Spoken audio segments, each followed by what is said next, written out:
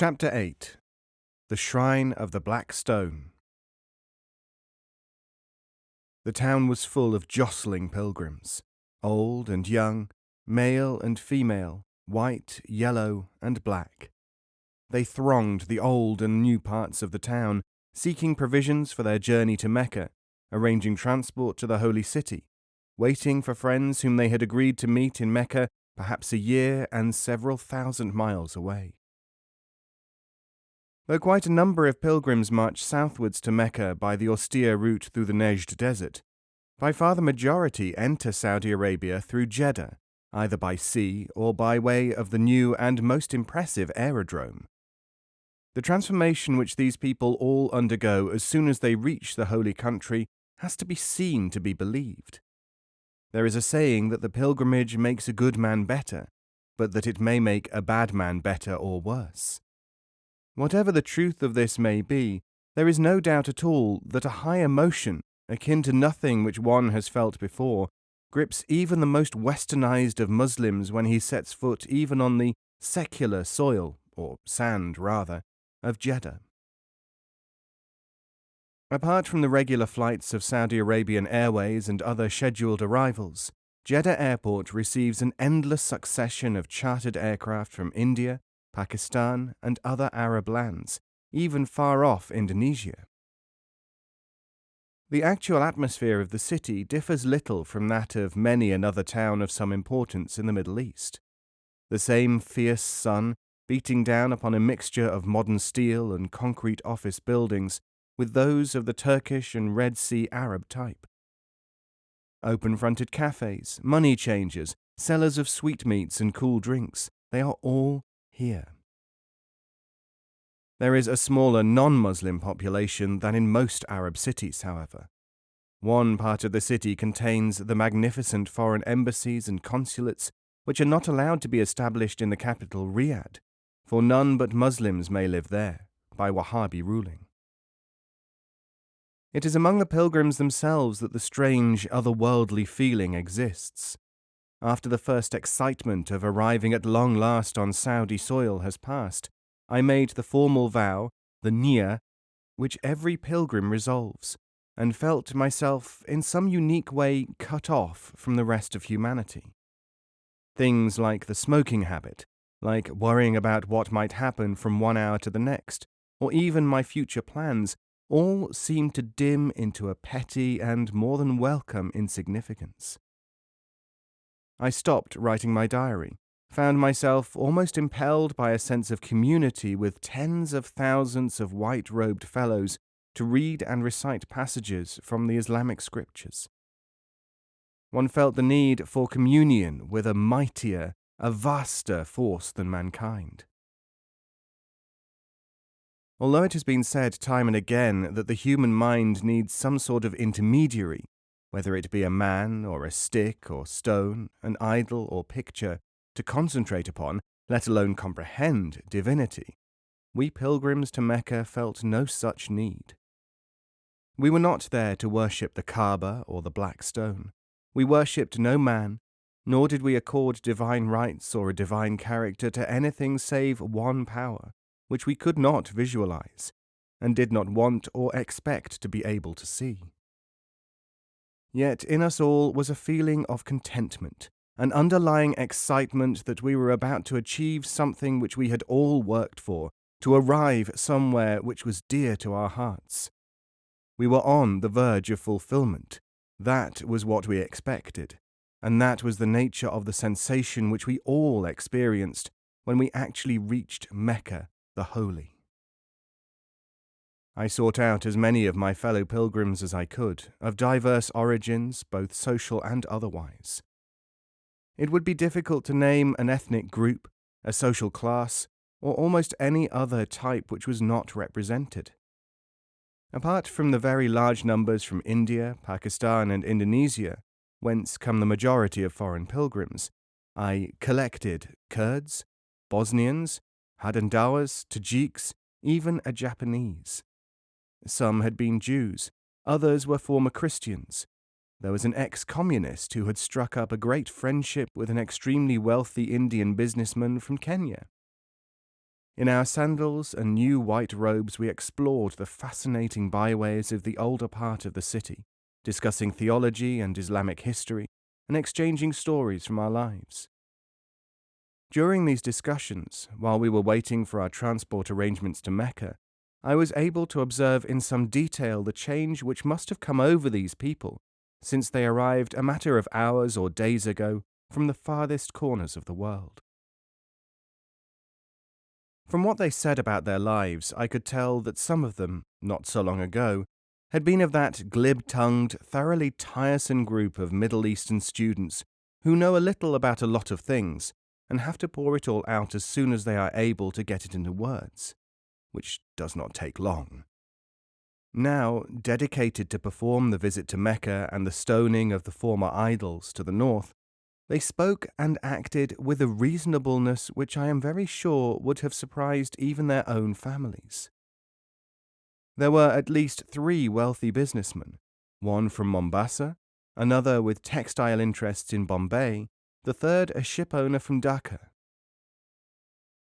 Different in race and tongue, they carried on their conversations in English.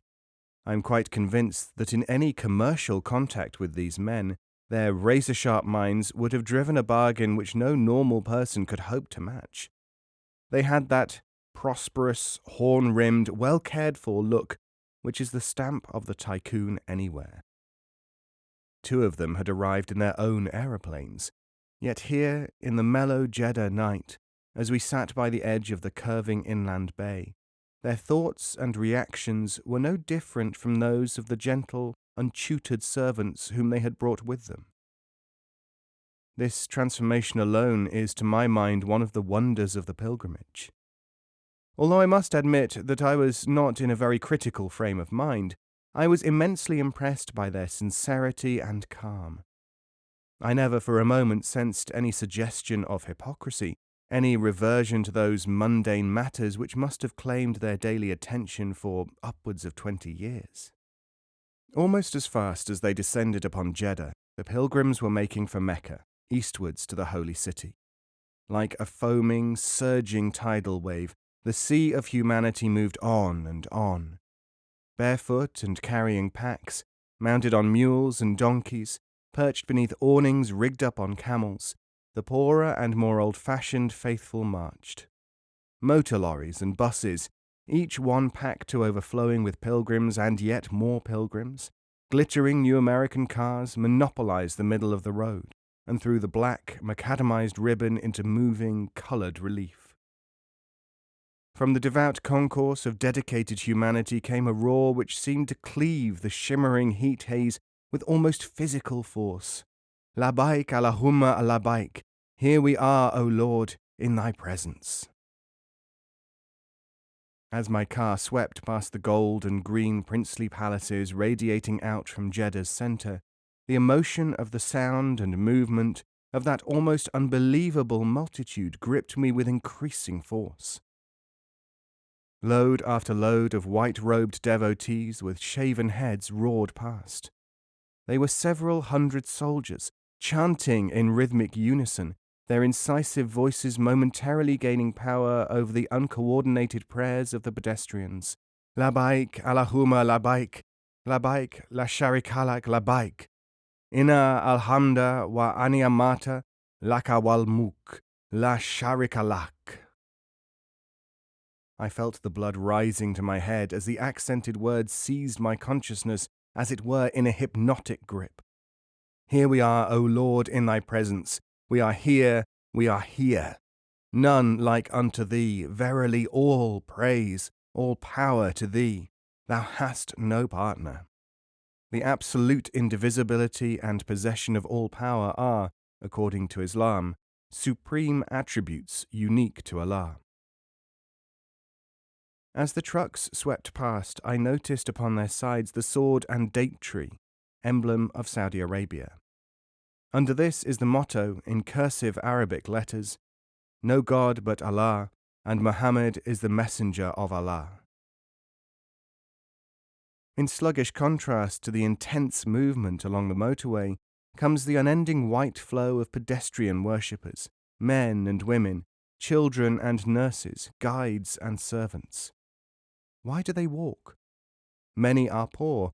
Most, however, march this final 50 miles Meccawards either to fulfill a vow, or because they feel greater humility and piety attached to entering the holy city afoot, as Muhammad did, nearly 1400 years ago. Although a conqueror, he walked thus with the 4 companions to Abraham's shrine, there to demolish the 300 and more idols, and to establish the worship of one God alone among the people of this land. Stretching far away to each horizon beyond the road for most of this bleak and punishing journey, nothing may be sighted beyond rippling dunes of the finest brownish sand. Here and there a Bedouin woman brings her camel to a well. Featureless is the only word to describe the plain across which we are moving. Nothing stood out from the desert to remind us of the centuries since Arabia produced a man who was to become the inspirer of hundreds of millions. We might have been projected back into the very days of the mission.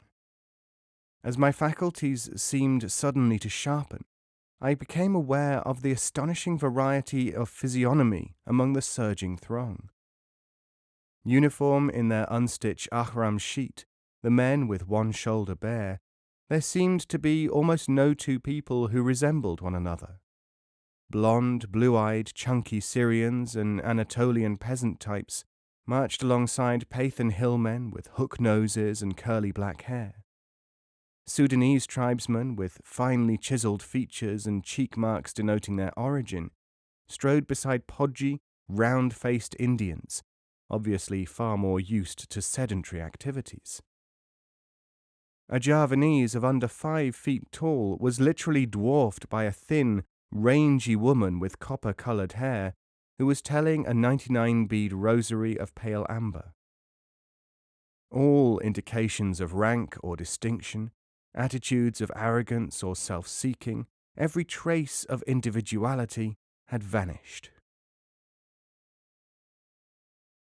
This was a collection of people such as even Hollywood could not hope to muster.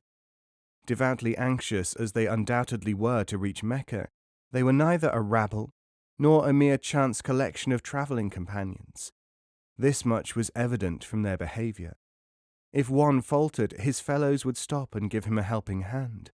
There was no wild panic when a truck overturned and strewed its 100 occupants over the patiently plodding foot passengers. Those who immediately surrounded the vehicle stopped and picked up the bruised ones. Nobody seemed seriously hurt. Those who came behind merely made a short detour, without crowding around to see the sight. The calm would, under any other circumstances or anywhere else, have seemed unnatural. Here I did not give it more than a passing thought. This road is one of absolutely first-class quality, and is kept clear of sand by the incessant motor traffic, for there are no railways in southern Saudi Arabia, though the old line from the north, which was wrecked by T.E. Lawrence's Arabs, is now being surveyed with a view to putting it into commission again. On we went, past the interminable column of humanity, as the road climbed sharply into the iron-stained foothills beyond which the holy city lies. This precipitous part was literally hewn from the rocks by bulldozers, which are still working on the road in some places. Through the narrow, twisting, man-made defiles climbs the car, while something like a brief gust of delicious wind seems to move swiftly past us. Suddenly, around a bend looms a sign, inscribed in Arabic and English, "Stop. Restricted area.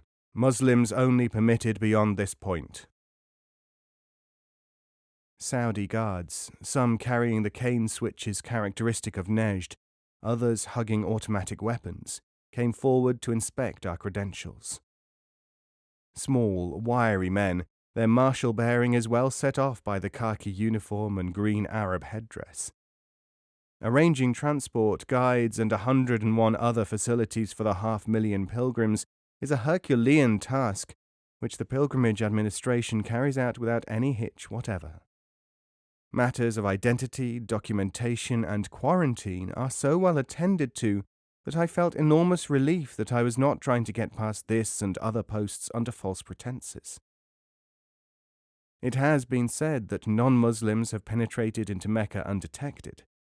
I once believed that I should have to interview such a person personally. It is not difficult to get fairly full details about the pilgrimage and then to write it as one's own experience. But I doubt whether anyone other than a Muslim has actually performed the pilgrimage since Burton. While I say it is just possible that an impostor may have done it, I am quite sure that the difficulties today are immensely greater than they were during the time of Turkish suzerainty. Saudi Arabia has all the modern methods of detection and control at her disposal, and she uses them.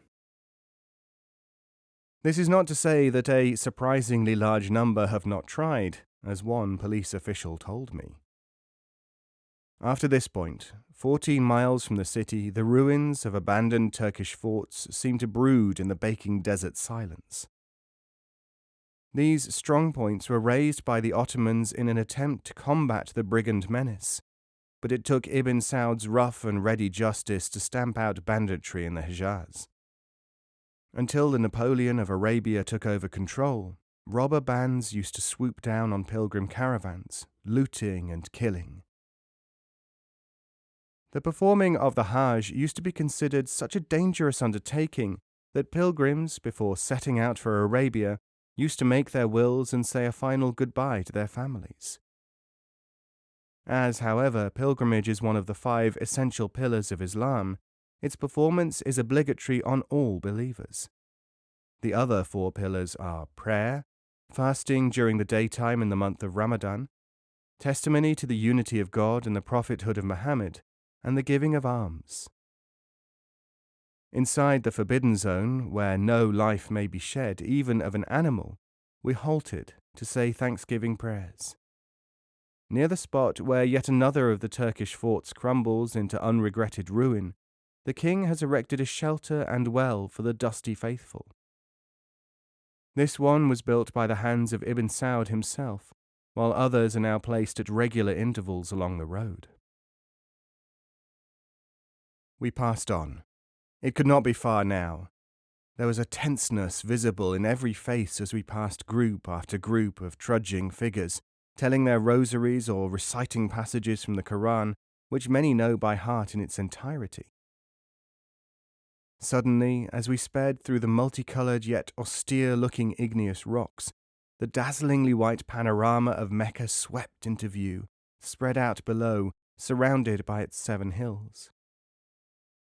The car lost speed as from the driver's lips came yet again that glad, involuntary exclamation echoed by every pilgrim, "We are here, O Lord."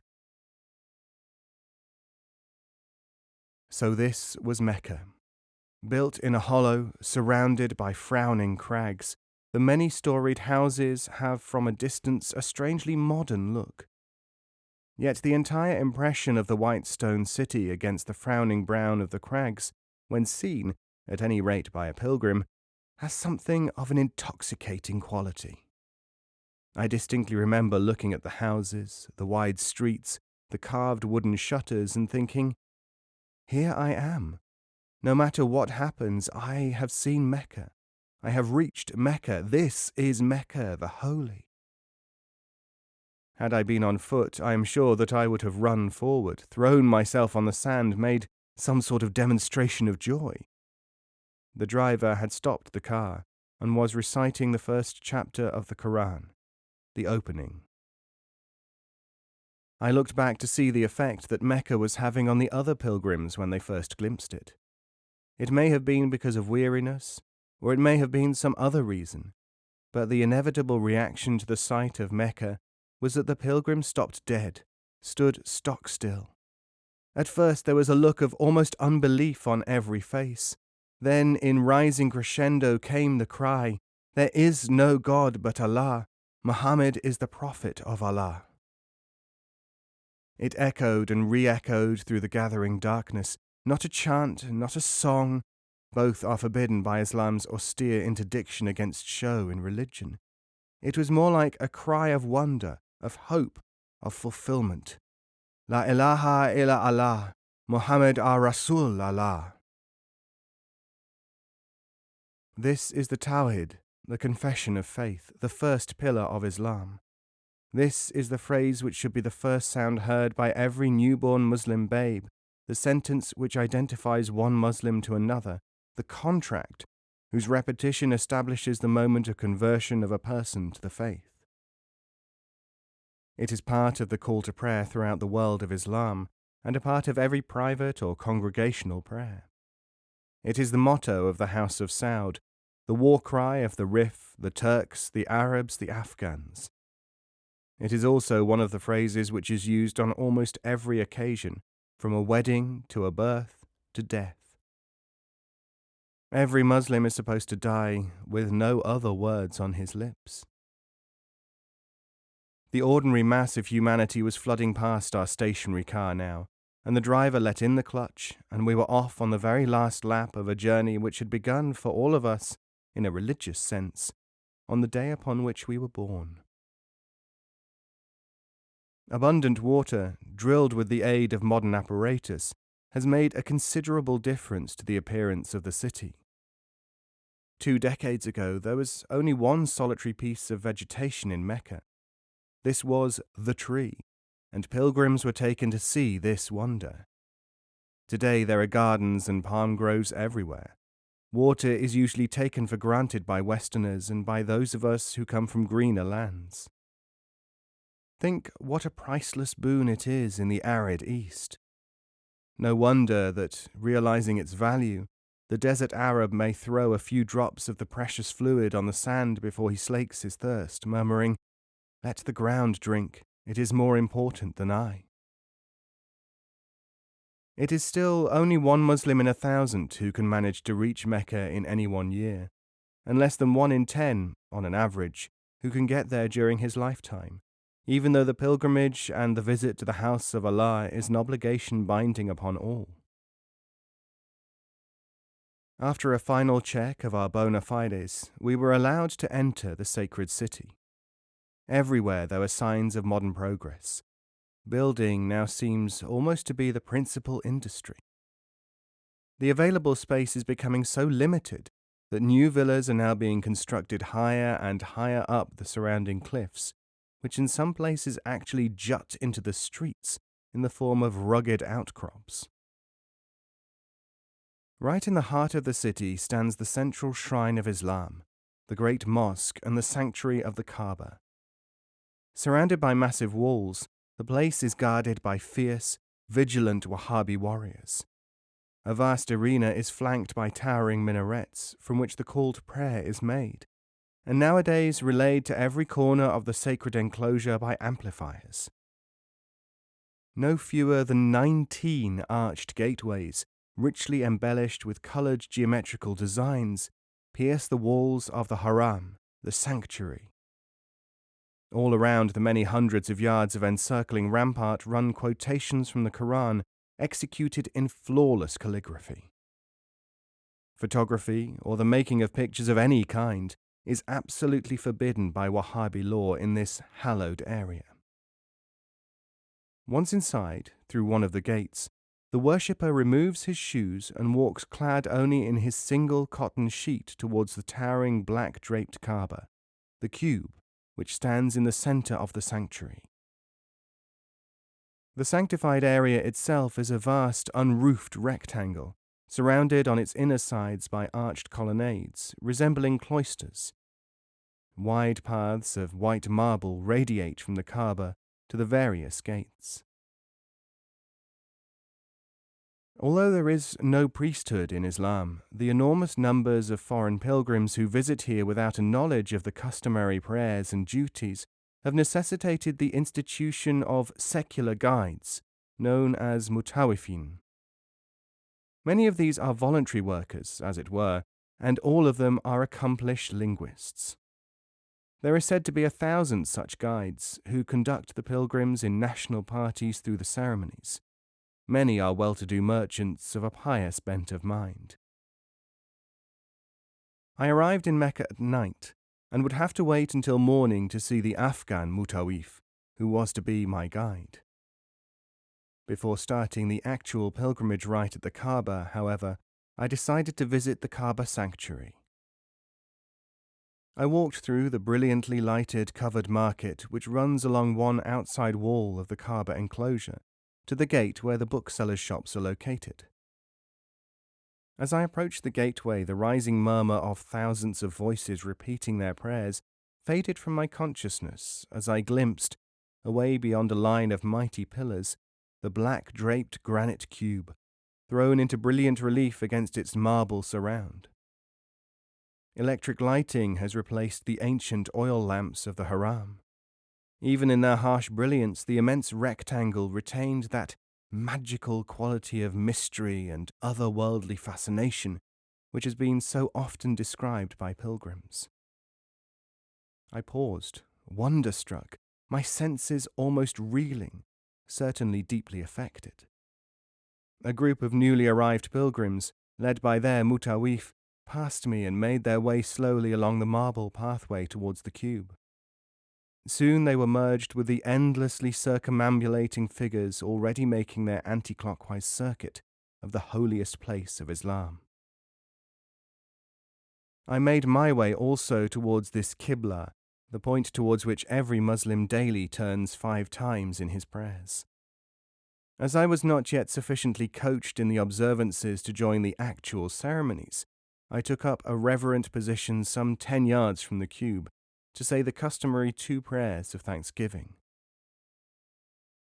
Such is the breathtaking extent of the sanctuary that this, the goal of every pilgrim heart, seemed the least crowded place in holy Mecca. Away over to the right, some 200 African pilgrims were making their obeisances towards the Kaaba, yet they seemed to occupy an infinitesimal part of the arena. Near the Kaaba stands the place of Abraham, where the patriarch is reputed to have stood to say his prayers.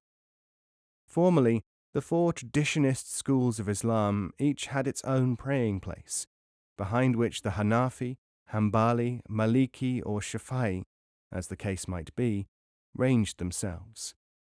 Since the puritanical Wahhabis took over Mecca, these distinctions have been abolished, though the erections, rather like small archways, still stand.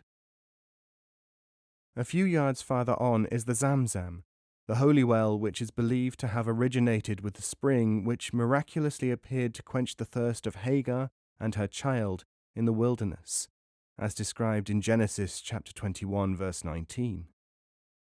All pilgrims drink this water. Some steep a corner of their ihram robe in it for eventual use as a shroud.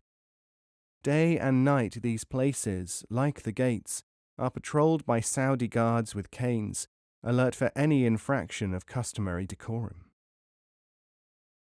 There was no sign at the teeming pigeons which crowd the sanctuary during daytime. One odd thing about them is the fact that they never defile the Kaaba's covering, even though a movement among the pilgrims often causes them to wheel overhead. Neither, I was later to observe time and again, do they alight on the cube itself, though the pathways, sand, well shelter and awnings are all covered from time to time with perching and strutting birds. These peculiarities have been noted for centuries. I was as unable as my predecessors here to find a cause for this unusual behavior of the birds. As soon as one party of pilgrims moved away from the Kaaba, another took its place.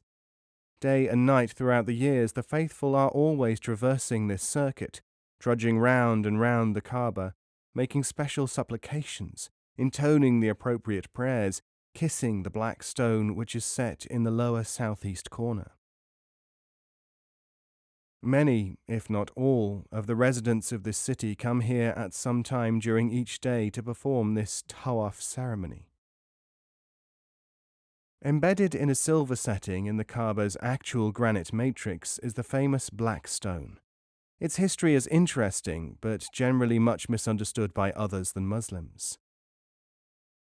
The stone is to be kissed by every worshipper after the 7th circuit of the cube. Each time he passes it, the pilgrim raises his hands, palms outwards towards it. This attention is paid to the stone not as an act of faith or worship, but merely because it is the only surviving relic which was touched by the Prophet Muhammad, and because it was reputedly cast down from heaven as a sign for Adam. It is said to be of meteoric origin, but I am completely convinced otherwise. In the first place, it is not black, as I was able to see later in the daylight, but rather more of the colour and appearance of dark amber. I tapped the surface, which is distinctly not stone or metallic. I would say that it is composed of an entirely unfamiliar substance which I would recognize again, but which I cannot describe by analogy. It seems to have perceptible characteristics which defy definition, but which make a characteristic impression on the eye and hands. The heavily embroidered kiswa, the covering of the Kaaba, is slit at the black stone corner to give access to the spot. The silver setting itself is extremely unusual in workmanship and is shaped like an inverted bowl with a large circular hole into which one has to put one's head to kiss the stone.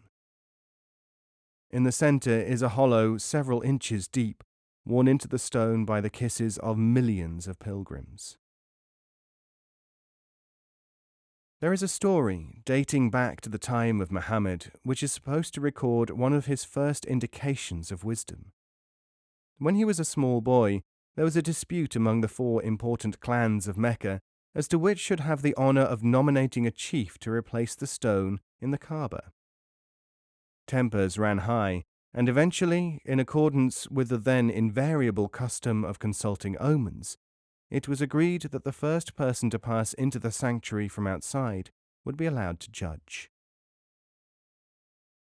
As it happened, it was the young Muhammad.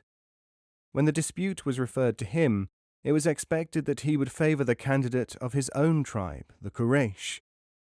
Instead, he advised that one chief from each tribe should take a corner of a heavy cloth in which the stone was to be laid, so that they could share the task equally. Muhammad himself lifted the stone into the cloth to prevent any complications as to the rite of performing this task. This story is one of those which show that the importance of the stone goes back before Muhammad's time, but the stone could not have been one of the 365 idols which Muhammad later destroyed, as he would have not been allowed to permit one to survive. He himself banned anything which smacked of idolatry, and his contemporaries in the early days of Islam, when idol breaking was in vogue, are on record as being of the type that would have bitterly contested any weakening from uncompromising and literal iconoclasm. The pilgrimage to Mecca was an established part of Arab religious duty long before Muhammad. The etymology of the city's name is traceable to an ancient word for holy, and it seems probable that this place was indeed intimately connected with fundamental happenings in Semitic religion, in times of which we have no recorded history in the modern sense.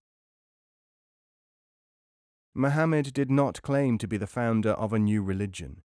According to Muslim belief, he merely restored the severe monotheism which was revealed to mankind through a series of prophets, of whom Jesus was one of the most important. This explains, to Muslims, why certain observances from pre-Islamic times were retained, and the same explanation is implied in the Quran.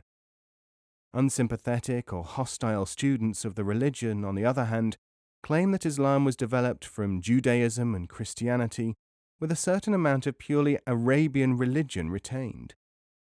Needless to say, neither contention is capable of proof. The actual rites of the pilgrimage are thus. There is the visit to the Kaaba and its circumambulation.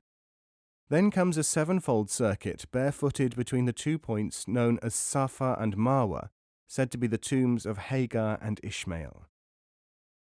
On a certain day, the entire pilgrimage sets out for a place called Mina, a few miles from Mecca, there to cast stones at 3 pillars which represent devils. Prayers are said on Mount Arafat, and an animal sacrificed in commemoration of Abraham's offering. The pilgrim's head is then shaved, and there is the 3-day festival of dedication to a new and purer life. Anyone who completes these observances is entitled to the style of Haji, and generally finds that he is highly revered in his native community. In some countries, those who have made the pilgrimage wear a green turban or other indication of this distinction. Back through the crowded streets I went to my hotel, the Hotel of Ease and Comfort, where apartments had been prepared for official guests. Built in what seemed closest to the Moorish style, its equipment and atmosphere were altogether delightful. Servants and employers ate enormous helpings of rice and meat at the same table. In fact, the dining room had the aspect of a continuous and entirely democratic feast the whole time I was there. My room overlooked a lush palm garden, beyond which I could see the stately height of the Minister of National Economy's residence. I spent a few minutes in meditation on the wide, trellised veranda. In the morning, the mutawif of the Afghans called early. He was to take me and several others through the Kaaba and Safa Marwa ceremonies. Tall, grey-bearded, robed in white with a turban-tied Afghan style, he was received with great respect by the manager and other functionaries, down to the coffee boy. Wearing one unstitched cotton piece around the lower part of our bodies, with a second similar sheet the size of a large bath towel over one shoulder, we walked towards the sanctuary once again, repeating after the mutawif the vow that we had made to complete the pilgrimage and the various other prayers. I wore, like the others, a pair of sandals with the heel and instep bare. The outfit is designed to indicate decorum and humility. No other garment, no jewelry may be worn. In pre-Islamic times, the pilgrim Arabs made the Kaaba circuit stark naked. We entered the sanctuary through the gate of Ali, son-in-law and fourth successor of Muhammad, and walked across the sun-baked arena towards the black stone corner of the Kaaba, where the tawaf, or circumambulation, commences. One by one we stooped to kiss the black stone. Then, following the guide, we started the anti-clockwise circuit of the cube. The first 3 circuits of the Kaaba are made at a run, followed by 4 at a walking pace. The explanation for this is said to be that Muhammad and his small band of followers ran round the Kaaba in a state of exhaustion before they were eventually allowed to perform their devotions there by the hostile Quraysh. In this way they tried to show their determination and stamina. Each time we passed the black stone, we kissed it. When the press was too great to kiss or touch the stone, the pilgrims raised their hands, palms outwards towards it, in a gesture similar to that used when warming the hands at a fire. Although there were a fair number of women among the pilgrim parties, men were in the majority. The women pilgrims' dress differs from that on the men, being composed of a long white dress which covers the body and arms, but with the face bare. Women are not allowed to wear veils in the sanctuary. The veiling of women, which was to become a Muslim custom in most Islamic countries, was copied from the Christian communities in Syria by the Muslims during their conquest of that country. It was, however, known in Arabia as practiced by some of the highest class of women, and hence carried with it a suggestion of arrogance, which is therefore forbidden during the pilgrimage. In actual practice today, while the town women are veiled, those of the desert are not. White stockings and gloves complete the female pilgrim's costume. The hair must be covered. It is interesting to note in passing, since unveiling is such an issue with the feminist movement in the modern East, that there is no clear injunction in the Quran or traditions of Muhammad to the effect that women should be veiled. The passage cited in defense of seclusion can equally well be interpreted to mean that decorum and modesty must be observed by believing women.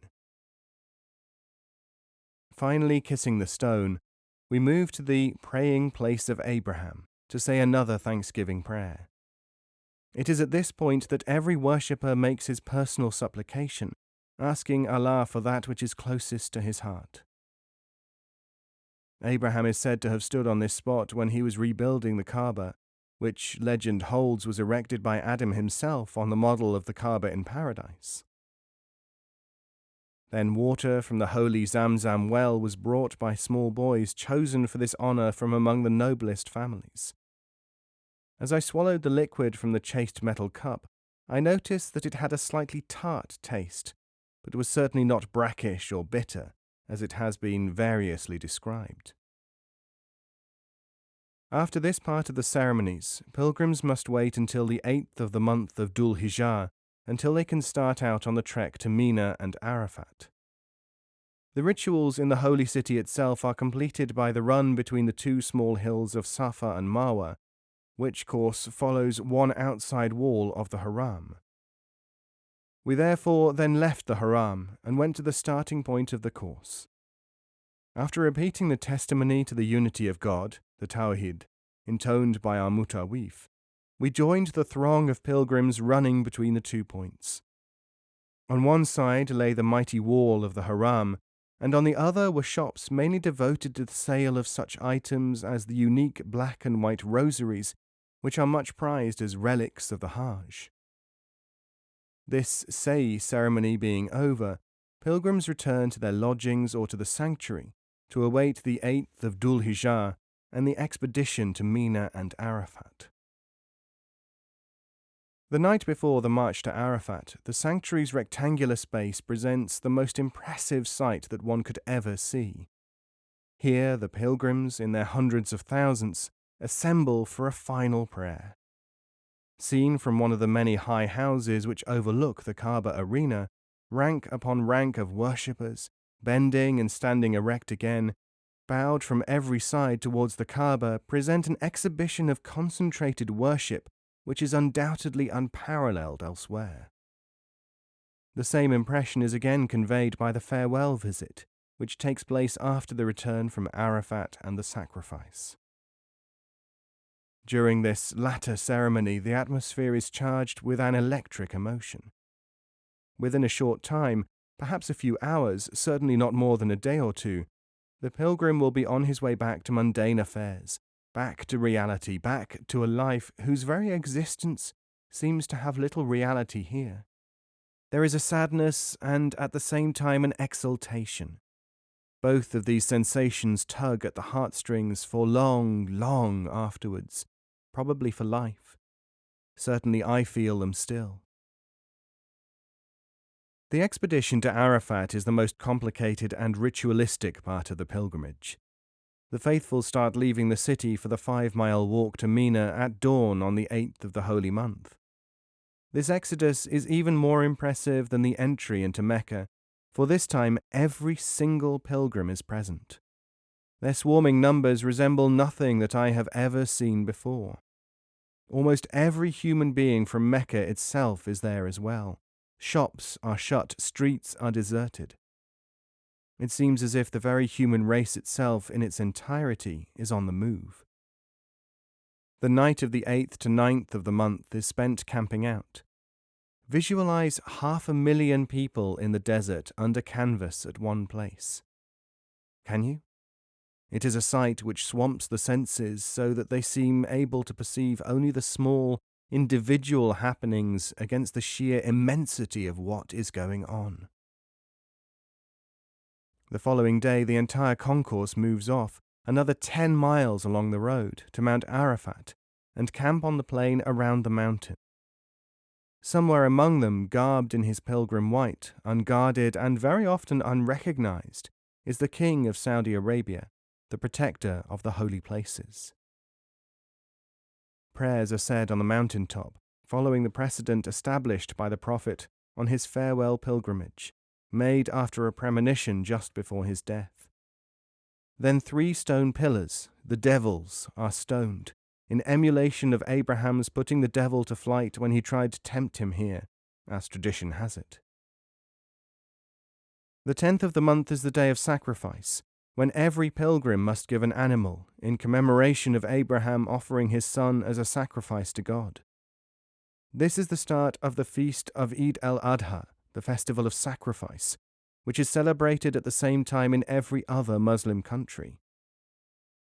The devils are stoned twice, and before the sacrifice pilgrims return to Mecca to say a prayer in the Kaaba once more, and follow the Safa and Marwa pilgrim way. Finally, a piece of hair is cut or shaved from the right side of the head. Then the entire head is shaved. As I sat in the shaded courtyard, meditating upon these events, only the minarets of the mosque could be seen above the towering Kaaba, with its gold-embroidered black mantle. This is the heavy damask kiswa, which is embroidered with quotations from the Quran and is an annual gift from Egypt. Each year the old covering is cut up and distributed among the more fortunate pilgrims as highly prized relics. Water from the holy well, too, is supplied in rounded tins and carried to the ends of the earth, sometimes to be sprinkled upon the pilgrim's grave. Through the heat haze I got a glimpse of the surrounding hills. All around me rested pilgrims from 100 countries, some telling their beads, others offering prayers. The tough-looking Wahhabi Bedouin guards strode alertly up and down on the watch for any impropriety. From the Haram's administration building, with immense glass windows commanding the quadrangle, officials maintained a ceaseless vigil. I observed that the entire area of the sanctuary was regularly swept by the field glasses of these functionaries. Thousands of pigeons wheeled overhead. Some traditions say that Gabriel sometimes came in the form of a pigeon and whispered the Quran as it was being revealed in Muhammad's ears. At one time, pilgrims were frequently overcome by the terrific heat in this enclosed courtyard, for it sometimes reaches 133 degrees in the shade. Recently, however, up-to-date innovations have vastly improved conditions here. Electric fans have been installed in the colonnades. Huge retractable blinds shield part of the periphery from the truly burning sun. Electricity lights the sanctuary and provides power for the Zamzam's pumps, and maintenance work goes on endlessly throughout the enormous area. When I spoke to the local people about the many improvements which the king has made towards the comfort of Mecca, they often said, "Allah has rewarded him for it. Was he not given bottomless wells of oil?" Now that the actual rites of the pilgrimage were completed, I went back to the hotel to plan the photographic campaign. I decided that there would be too much risk in changing lenses, so that all pictures would have to be made with the normal lens of the camera. I had originally thought of concealing the camera in a hollowed book, but this proved very difficult to do and operate at the same time. In the end, I got hold of a 1-pound flour bag, washed it, and made a small hole for the actual lens to have unobstructed vision. I tried to make another for the viewfinder, but this was so tricky that I decided that I would have to shoot blind and hope for the best. The following day I returned to the sanctuary, carrying my camera in the bag.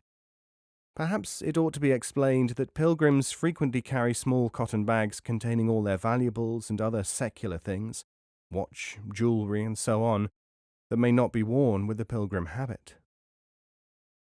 I wanted to get pictures of the improvements recently made in the sacred area, so I first made a slow tour of the enclosure, making mental notes of things of interest. My guilty conscience did not make the attitude of the Wahhabi guards or the figures in the administration building seem very reassuring. When I had completed the ritual sevenfold circuit of the cube, I went and sat in the cool cloisters where I could get a good view of the black-covered Kaaba. Slowly I sat down, looked all around, and cushioned the motor-driven camera in my hands. As I had thought, nothing could be seen through the viewfinder slit. The camera had shifted position in the bag as it was slung at my waist. Never mind. I took in the fact that the picture would include sunblind supports, electric lighting, and the black stone, and let off an exposure. In the quiet of the place, the sound of the motor turning seemed like a thunderclap. A guard, whom I had not noticed, gave me a look of curiosity. I decided to cough. His expression changed to one of sympathy. I seemed to be a bad case. Overcome by the paroxysm, I stumbled over to the well for a drink of water, away from the pious warrior. After that, I got a little more used to the hazards of the thing. After one shot, a cloud of pigeons rose into the air and wheeled around. Soon I learned how to work the apparatus so that the shutter closed first, and by holding tightly to the winding lever, I was able to prevent the set and wind-on mechanism, and hence the buzzing spring, from working until I was ready to cough, and to be looking in some innocent direction. The Great Mosque, as well as being the central point of Islam, is a university. I stood at the point where the names of the Prophet and his 4 companions are inscribed on a wall to get a picture of a typical student on his way to class. I just caught an Indonesian youth, book under arm, round white skull cap and sarong, passing the inscription, when he turned right around as though by instinct and saw me. Now this spot is just near one of the gates of the sanctuary, and I dodged behind a pillar and then legged it out of the door. There was nothing especially distinctive about my face or dress in this area, and I should be able to mingle with some crowd heading towards Hagar's Way. As soon as I got outside, I saw that a group of pilgrims from, I think, India were being shepherded into the mosque for their first visit. They had just removed their sandals and were moving straight for me, blocking the way. If the boy was following me and I stopped, I should be caught. The only thing to do was do a smart about turn, right into the middle of the advancing bunch of devotees. They made way for me, and I solemnly entered the sanctuary with them, my little cotton bag in hand. The Indonesian had been following. He passed us with a puzzled frown on his face.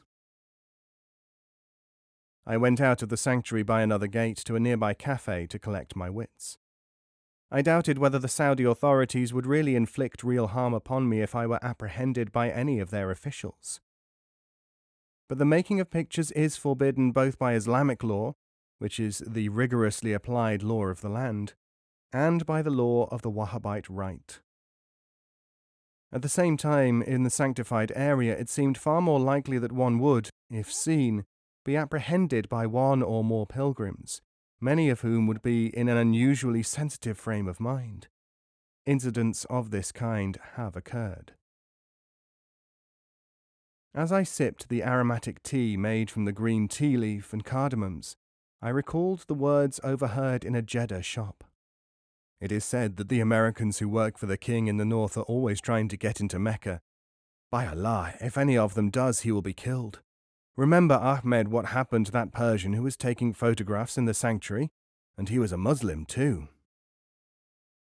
There is no doubt that I was spotted acting oddly on more than one occasion. It might have been just too bad if the people in question had realized that I had a camera in that cotton bag. Once, when I had paused to take a picture of the new metal awning which shields Hagar's Way between Safa and Marwa, I was stopped by a policeman. He seemed to me to have sensed that there was something unusual about me. He just wanted to know what my nationality was, I gathered, because there were some new quarantine regulations. I got away with a fair number of shots on the first occasion, and developed them in the hotel. Surprisingly, many pictures show something like suspicion on the faces of people who figure in them. Some frames, about half, were completely ruined by the fact that the blind camera had been tilted too far one way or other during the exposure. Some were ruined by camera shake, the bugbear of all photographers. I ruined one excellent roll of priceless negatives, close-ups of the Kaaba, through washing it under the shower, in which the cold water was hot. Almost all the unsuccessful shots I burned, and the others I rolled inside the covering of a water bottle. I climbed the hills above Mecca to try to recapture that panorama which had dazzled me when the holy city first swam into view from the Jeddah road. There was no point where I could get the same sort of picture without a telephoto lens. In any case, all of the hillsides were crowned by houses, thousands of eyes. I did not want to start a scare, for I had heard all sorts of wild talk about how foreigners were plotting against the security of the holy places. From one minaret, however, I managed to take most of the holy area and a part of the rest of the city. From other rooftops, I was able to photograph such things as the new hospital and municipal building. Lucky Shots gave me pictures of such things as a football match under the auspices of Prince Abdullah Faisal between those two formidable teams, Mecca United and Jeddah United. None of the pictures was really technically or pictorially perfect. My notes show that I made 50 separate forays into the sanctuary to get a really representative bunch of pictures. Luck held all the time. It would have been possible for me to seek special permission to take pictures of the shrine. This has been granted before to those Muslim visitors whose school of Islam does not consider photography of objects to be forbidden by Islam. But this is unpleasing to so many pilgrims that I did not want to tour the Haram accompanied by armed guards. And there were further and equally compelling reasons for my hole-in-the-corner policy. I was a guest of King Ibn Saud. Wahhabism is utterly opposed to photography. Any application from me to the king for permission to take photographs would thus assume the nature of an insult, because I was not unaware of this attitude. On the other hand, an Arab and a Muslim is not supposed to refuse anything to a guest. Etiquette in those circles is so finely balanced that the slightest error one way or another could end in the most embarrassing results. So I had to take my pictures on my own personal responsibility.